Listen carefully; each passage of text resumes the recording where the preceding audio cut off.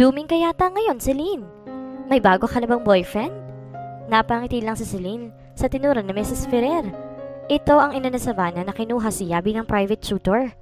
Wala po, masaya naman po ako kahit single ako.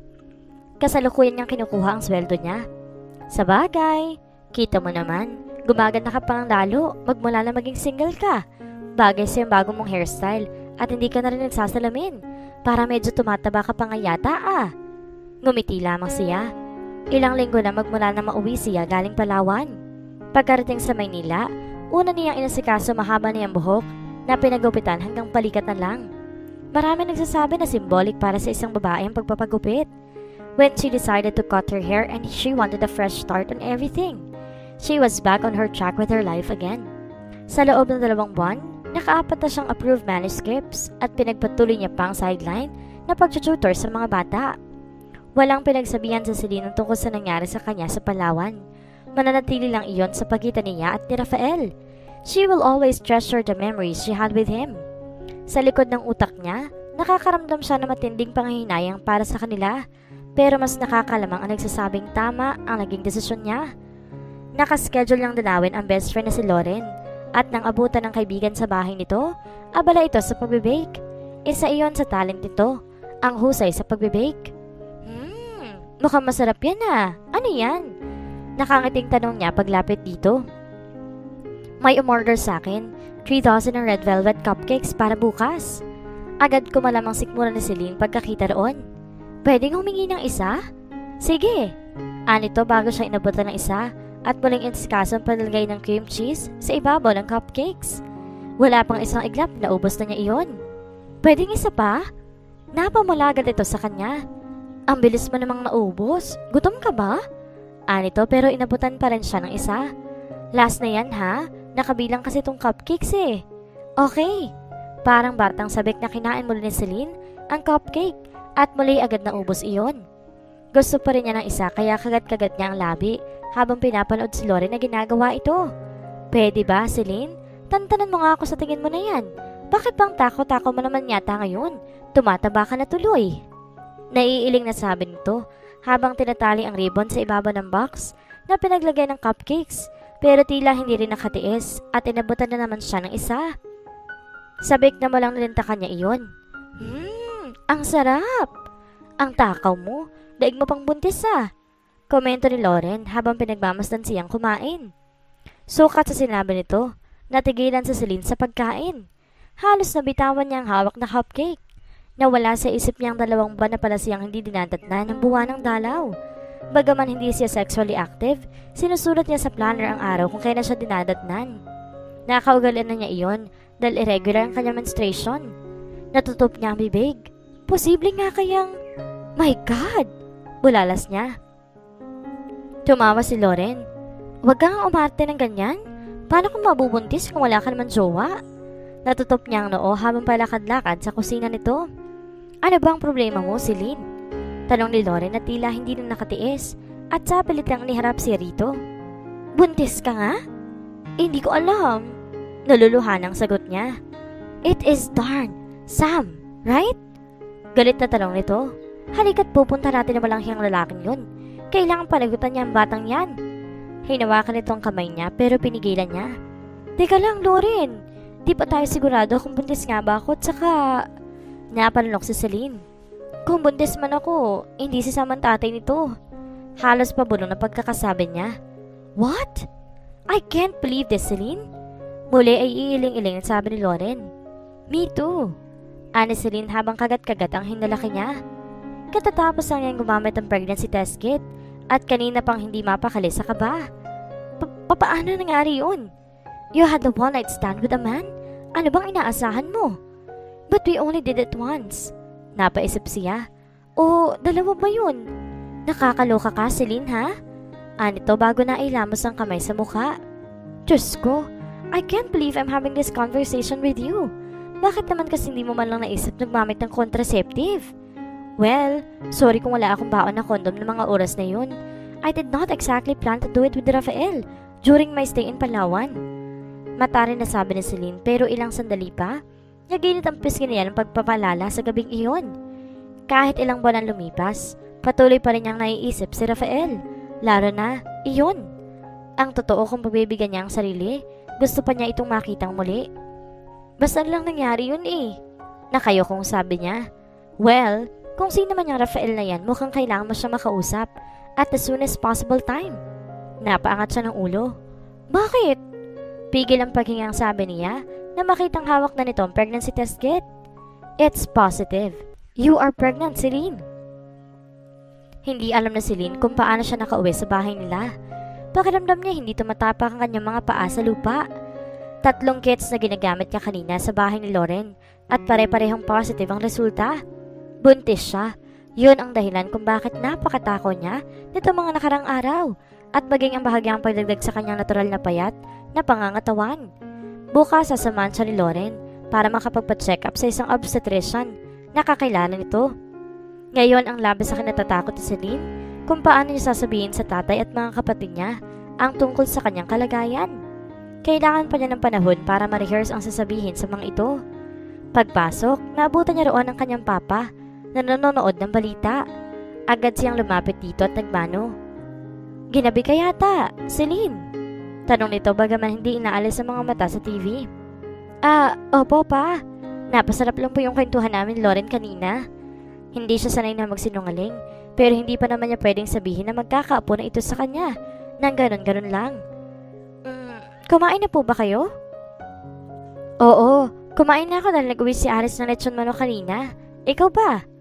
Pagkarinig ng lechon manok, ay muli siyang nagutom. Hindi pa po eh. Sige, kumain ka na muna. Sige po. Habang kumakain, tila noon lang nag-sink in kay Celine na ilang buwan na lang ay magiging nanay na siya. Wala sa sariling hinaplos niya ang kanyang maliit na pangtiyan. Baby, si mama ito. Kamusta ka dyan? Are you comfortable in there? Grabe, ginulat mo si mama, nandyan ka pala sa loob ko. But I want you to know that no matter how unexpectedly you came into my life, you are never unwanted. Promise, aalagaan ko ang sarili ko para healthy kang lumabas. I love you so much, baby. Halos maluha-luha sa Celine habang pinagmamasdan ng kauna-unahang ultrasound picture ng baby niya. Oh my God! Nakita mo ba yun? I really am pregnant! Excited na sabi niya. Nakakunot ang noong sabi ni Lauren habang titig na titig doon. Nasa ba rito yung baby mo? Sorry ha, pero puro itim lang kasi nakikita ko rito eh. Yung hugis mani. Aniya sabay turo doon. Ayan o, ang cute diba? Well, hugis mani nga siya. Sinimangutan niya ito. What? I know that he or she is going to be my godchild soon, pero honestly, di ko talaga makita yung nakikita mo rito. Hayaan mo na nga. Ani Celine saka inipit ang ultrasound picture sa baon niyang libro para hindi malukot saka pinasok sa shoulder bag niya. Tara na!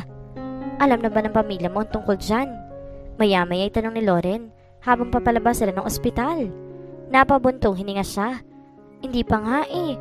Ang plano ko this weekend, sa mga kapatid ko unang magsasabi, tsaka na lang kay Papa. Wala ka bang planong ipaalam dun sa lalaki nakabundes sa'yo yung tungkol dyan? Gustuhin ko man hindi ko naman alam kung nasan siya o kung saan ko siya hahanapin. Ngayon, lihim na nagsisisi si Celine kung bakit di man lang niya kinuha ang cellphone number ni Rafael. Noon lang din niya napagtanto na talagang clueless siya sa pagkatao ng lalaki na hindi nga niya alam kung anong trabaho nito at maging kung saan ito nakatira. Ano ba ang full name niya? Bakit di mo subukang i-search sa internet? Rafael Guevara. Sinubukan ko na. Common yung pangalan niya kaya mahirap hanapin. Tsaka kung sakali naman na mahanap ko sa isang networking site, paano ko naman sasabihin sa kanya yung tungkol sa pagbubuntis ko? Di i-add mo sa FB, tapos i-private message mo. Tapos anong sasabihin ko? Hi, I'm Celine Claveria, remember? The one you made love to in Palawan. I just thought you'd like to know that you got me pregnant.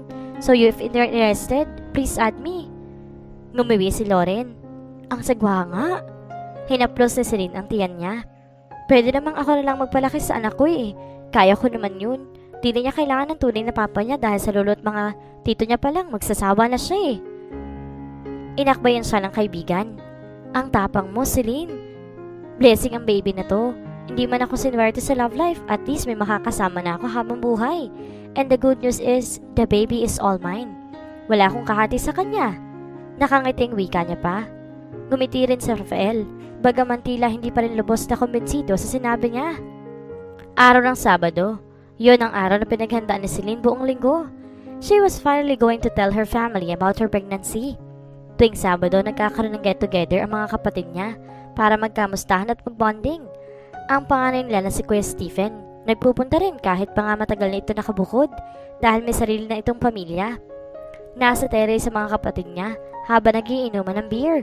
Nakangiting lumabas siya bitbit ang ice bucket at pulutan. Sinarapan niya ang spicy chicken feet na niluto niya bilang pampalubag loob sa kanya napipintong revelasyon. Ang sarap nito, ate, komento ni Haris. Ngumingiti lamang si Celine at saka naupo sa isang bakanteng upang naroon. Si Papa? May pinuntahan, baka mamaya para umalik niya. Sagot ni Kuya Gio. Oh, bakit di ka umiinom?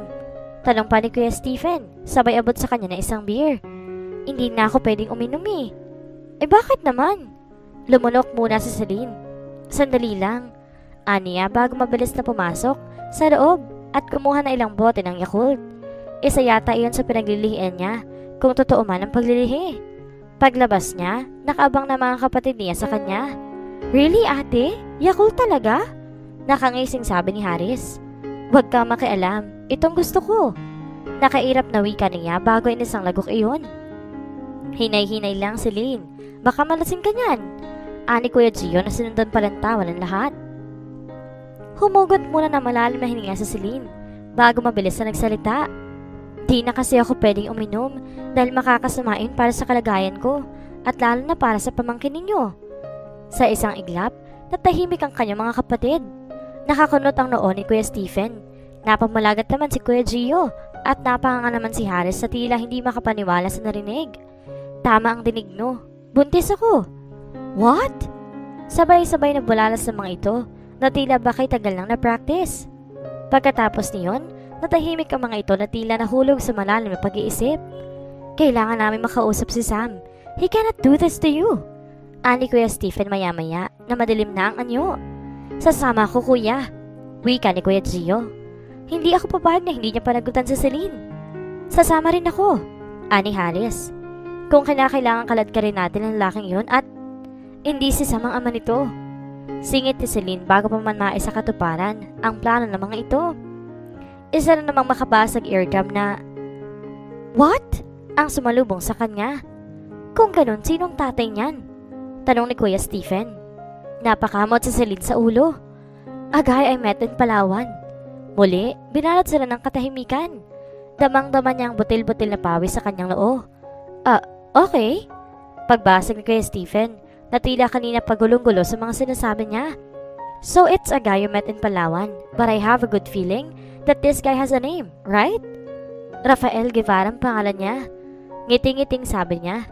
At di sa bagay na yun may maisasagot siya. Alam ba ni Rafael ang tungkol dyan? Tanong ni Kuya Gio. Hindi pa. Well, what are you waiting for? Tell him about it. Napakamot sa ulo sa Celine. Yun nga ang problema eh. Di ko alam kung saan at paano ko siya hanapin. We didn't exchange numbers. What about his address? Tanong ni Kuya Gio bagaman kalmado ang boses, ay halatang pinipilit nito ang leeg niya sa inis. Naitanong mo ba kung saan siya nagtatrabaho? Umiling siya. Muli ay umiling siya. Ano ka ba naman, Celine? Hindi na napigil ang sigaw sa kanya ni Kuya Gio. Kung ganun, anong alam mo sa lalaking yun? Ano ba nangyayari sa'yo? Celine naman, nag-iisip ka ba? It doesn't matter. I'm keeping my baby with or without a father. I want this. I love my baby. Kung kinakailangan bumukod ako rito, para sa atin gagawin ko. Nagsimula ng mamasa ang mga mata ni Celine. I can't believe I'm hearing this from you. Naiiling na wika ni Kuya Stephen bago natampal ang kamay sa noo. Magkasamang lumayo sa kanila, sina Kuya Stephen at Kuya Gio, na latang nagdidiskusyon sa hindi kalayuan. Muli, kumuha si Celine ng Yakult at ininom iyon. Hayaan mo sila, ate. Lilipas din ang galit ng mga yan. By the way, is the baby's father good looking? Maya-maya'y bulong sa kanya ni Haris. Tumango siya. Yes, and he is tall. Sa kanilang magkakapatid, sila ni Haris ang hindi pinagpala sa height dahil nagmama na sila sa kanilang namayapang ina. Nice! Good for you! Kamusta ang pag-uusap niyo ng mga kapatid mo? Napabuntong hininga sa Celine sa tanong ni Loren. Hindi maganda. Ayaw muna nilang sabihin ko kay Papa tungkol sa pagbubuntis ko At baka raw kumapano si Papa pag nalaman niya. Paano yan? Ilang buwan na lang talaga mahahalata ng pagbubuntis mo. Yun na nga Pero ang sabi ni na Kuya Stephen at Kuya Gio, sila na raw ang bahala magsabi. Muli siyang napabuntong hininga. At natigilan na makisabay sa kanya ang kaibigan. Oh, bakit parang malungkot ka rin? May problema ba? Wala naman. Loren ha? Ayoko ng ganyan. Ikaw ang unang nakakaalam ng tungkol sa pagbubuntis ko. Tapos ikaw ganyan ka. Ano nga ang problema mo? At baka ako? Ito kasi negosyo ko. Lahat na nakakatikim ng mga gawa ko nagugustuhan nilang pastries ko. Ang problema lang ay... Ano? Short ako sa kapital. Kailangan ko ng pera para mas mapalawak ko pang business ko. Ang plano ko mag-advertise na rin online at saka tumanggap na malaki ang orders mula sa ibang tao. Magkano bang kailangan mo? Binanggit ito ang halaga. Okay, pahihiramin kita. Nanlaki ang mga mata ni Loren. Seryoso ka? Nakangiting tumango sa Celine. Siyempre naman. Hinawakan ito mga kamay niya. Celine, you really are an angel. Thank you. Hindi balik kapag nakaluwag-log ako, babayaran din kita. Or better yet, pwede tayong maging partner sa negosyo. Ano sa tingin mo? Hindi na niya kailangan mag-isip pa. You got yourself a deal. Sa sarap mag-bake ng best friend niya, siguradong kahit sino makakatikim niyon ay magagayuma. Kapwa sila napatayo at nagyakap. Yes, it's a deal. Sandali itong lumayo saka tinapik-tapik ang tiyan niya. Thank you, Buntis. You're welcome, partner. Ginagawa ko ng website mamaya para sa business natin. Yayain mo rin yung mga readers mo na umorder sa atin, ha? Sabihin mo kapag dinagdagan nilang order sa atin, babatiin mo sila sa first page ng mga nobela mo. Natawa si Celine sa sinabi ni Loren. Sige. Nakakahawa ang enthusiasm na pinapakita nito. Kaya maging siya na-excite na rin. Kailangan ko mapayaman para sa anak ko. Kumuha ito ng 2 baso ng pineapple juice at iniabot sa kanyang isa. Make way for Celine and Laurie's pastry business. Pinagkimpi nito ang kanilang mga baso bago ininom iyon. Parang ayoko na yatang maniwala sa kasabihan na swerte ang mga buntis. 2 linggo na tayo naghihintay ng orders pero wala pa rin. Napalabi na lang sa Celine sa tinura ni Loren habang ni-scroll niya pababa ang cursor ng mouse sa computer. Siya ang punong abala sa pagsagot sa mga natatanggap nilang orders via online. Nakapost doon ang lahat ng pastries na binibenta nila. Pati na rin ang presyo ng mga interesadong mamimili. Tumatanggap sila ng delivery basta within the vicinity of Metro Manila at ilang pang karating ng lungsod at depende rin yun sa kung gaanong order sa kanila. Abala pa rin sila sa pagbabasa ng mga pasingapsiya. Totoo ba to? Bakit? Ano nangyari? Agad lumapit sa kanyang kaibigan at nakibasa sa monitor ng computer. Wow! May isang company sa Makati interesado umorder ng pastries natin? At ang dami ng ino-order nila. Ano sa palagay mo? Kaya ba natin i-deliver yan next month para sa event ng company na yan? Maya-maya ay tanong niya. Sandaling nag-isip si Loren. Kaya yan. Sigurado ka? Magko-confirm na ba ako? Paliniguro pa rin niya. Sige, tsaka magandang pagkakataon na rin yan para ma-promote pa natin lalo yung pastries natin. This is our break. Okay. Mabilis nag-type sa keyboard sa Celine. Sent. Pagkatapos niyon, ngiting-ngiting hinarap siya ni Loren. Binabawi ko na yung sinabi ko kanina. Baka swerte ka nga sa negosyo natin. Sabi ko sa'yo swerte talaga kami ng baby ko. Halos hindi maganda o gaga si Celine at Loren sa pagbitbit ng boxes at paper bags ng pastries na in-order sa kanila ng Basics Unlimited. Isa iyon sa papasikat na kumpanya na ang pangunahing produkto ay mga personal hygiene products katulad ng sabon, shampoo, toothpaste at iba pa. Sang floor yung meeting, miss? Tanong ni Loren sa receptionist. Kami nagde-deliver ng mga pastries. Nakangiting wika ni Celine. Kakatwang kahit pagod at halos wala silang tulog, energetic pa rin sila. Siguro dahil sa wakas, nagbunga na rin ang paghihirap nila. Sa 5th floor po, ma'am. Okay, thank you. Dumiretso sila sa elevator at pagdating sa ika-5 palapag, maaga pa salubong sila ng isang empleyado. Miss Celine Claveria and Miss Lauren Salazar? Nakangiting tanong ng babae. Maaga pa tumango sila. You both made it just in time.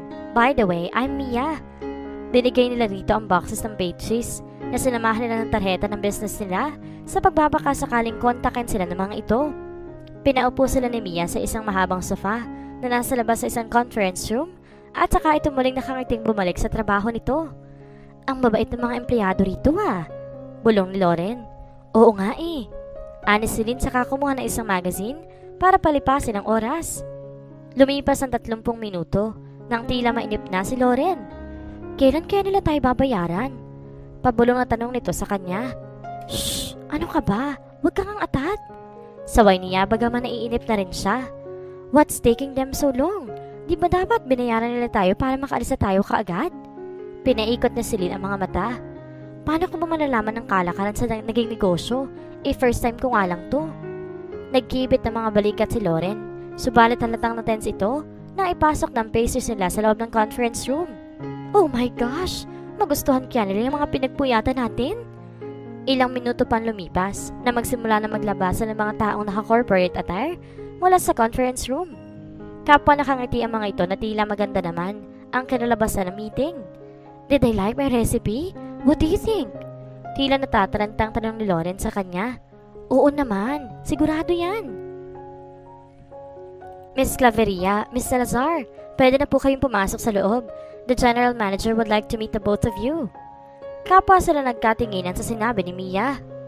Pagpasok sa conference room, may isang lalaki nakapwesto sa isa sa upuan ng conference table na nakaharap sa laptop. Siniko ni Celine si Lauren kaya ito na ang unang nagsalita. Good afternoon, sir. Nang isara ng lalaking laptop niya, muntik nang himatayin si Celine na makilala ito. Si Rafael ang lalaking iyon. Good afternoon, ladies. Tumayo na si Rafael mula sa pagkakaupo, tsaka lumapit sa kanila habang binobotones sa ibabang bahagi ng coat ito. Damang-dama ni Celine ang pagtakas ng kulay sa kanyang mukha. Pakiramdam niya hindi siya makahinga sa lakas ng kabog ng kanyang dibdib. She did not remember Rafael looking so majestic. Ang nakilala niyang Rafael noon sa Palawan ay simple lang. Not that she was complaining or anything, because he looked so good in his coat and tie. Good morning, sir. Ani Lauren. Rafael Guevara. Kumunot ang noon ng kaibigan niya. Rafael Guevara? Parang pamilya sa akin ang pangalan mo. Parang narinig ko na yan dati Really? Tila amused sa tanong ng lalaki. I must have heard about it somewhere, or read the newspaper or magazine. By the way, I'm Lauren Salazar. Nakipagkamay ito sa lalaki, tsaka bumaling sa kanya. And this is my business partner, Celine Claveria. Nang tumingin sa kanya si Rafael, ni hindi niya kayang salubungin ang tingin nito.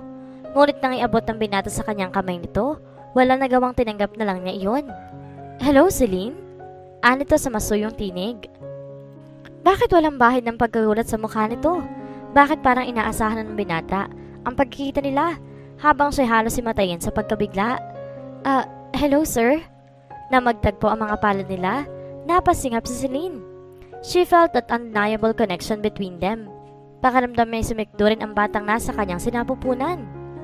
Tila naramdaman din ito na sa wakas, nakita na rin sila ng ama nito.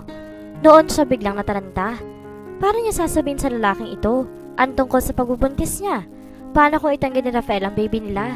Pero paano naman kung hindi ito ang full custody ng bata? No! Paano kung masamang ideya ang pumasok sa utak niya at bigla siya nakaramdam ng pagkahilo? Natutop na ang bibig at dahil pakiramdaming matutuwal siya. Are you okay? Tanong ni Rafael na makita ang reaksyon niya.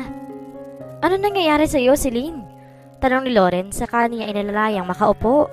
May problema ba? Is she sick? Do you want a glass of water? Sunod-sunod ang tanong ni Rafael na tila ba natataranta na. Should I call a doctor? Buntis kasi siya at... Lauren? Saway ni Celine nang muli umikot ang paningin niya.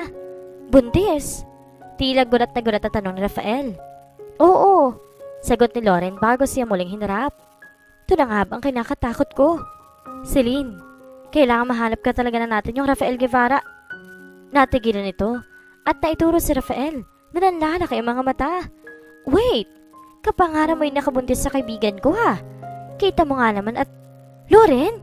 Sansara na si Celine sa sinasabi nito, pero mukhang huli na iyon nang tingnan niya si Rafael at titig na ito sa mukha niya na tila ba hindi na humihinga.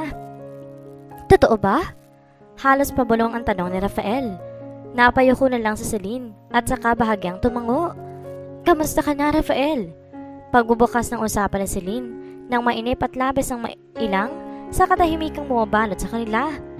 Nauna na silang ihatid si Lauren sa bahay at magmula noon Di na muling nagsalita pa ang binata. Lulan sila ng kotse ni Rafael habang palabas sila ng subdivision ng bahay ni Lauren. Nakakunot ang noo nito habang nagmamaneho na tila ba kay lalim ang iniisip. I'm sorry, ano nga uli ang tanong mo? Kinukumusta lang kita. I'm okay. Ikaw? Maayos naman ako. That's good. Tumango-tungo lang si Rafael at muling namayani na naman sa kanila ang katahimikan. Nung nasa Palawan sila, hindi niya maalala kung nailang ba siya ng ganito sa lalaki. Can I ask you something? Maya-maya pa'y tanong nito. Ano yun? May plano ka bang ipaalam sa akin tungkol sa pagbubuntis mo? Oo naman. Sinubukan kong hanapin ka pero saka ko lang na-realize na wala pala akong kaalam-alam tungkol sa'yo. I tried looking for you on the internet but I came up with nothing. Nagsisi nga ako kung bakit hindi ko man lang nahingi ang cellphone number o kaya pinagtatrabahuhan mo man lang. Sinulyapan siya ni Rafael bago napangiti. Kapwa naman sila natahimik, ngunit sa pagkakataong iyon, nabawasan ang tensyon sa pagitan nila. Rafael? Maya-maya ay sabi ni Celine. Ano yun? Hindi ka ba nagdududa na baka hindi sa'yo itong pinagbubuntis ko? No, of course not. Ni hindi nga yun sumagi sa isipan ko. I know that the baby is mine. I am 100% sure about that. Nakahinga siya ng maluwag sa sagot nito. Naitanong ko lang. Nga pala, nakatira pala ako sa Pasay. Alam ko. Puto ni Rafael sa sinasabi niya. Alam mo, paano mo nalaman? Nagtatakang tanong niya. Pamisteryoso itong umiti. You wouldn't want to know. Believe me, I want to know. I did some research. Research? Ano ko, thesis? Tumawa lang ito. Uy, paano nga? Tanong na si Lynn habang hinihilang sleeves ng poro nito. Huwag mong sabihin na pinasundan mo ko sa isang private investigator. Natutop niya ang bibig. Kaya pala ibang pakiramdam ko nito mga nakarang araw. May sumusunod. While that is a very interesting premise, actually it is a lot simpler. Na magkasama tayo sa Palawan, nabanggit mo sa akin na taga-Pasay ka. Nabanggit ko nga yata yun. Pero in fairness, ang taras ng memory mo ha?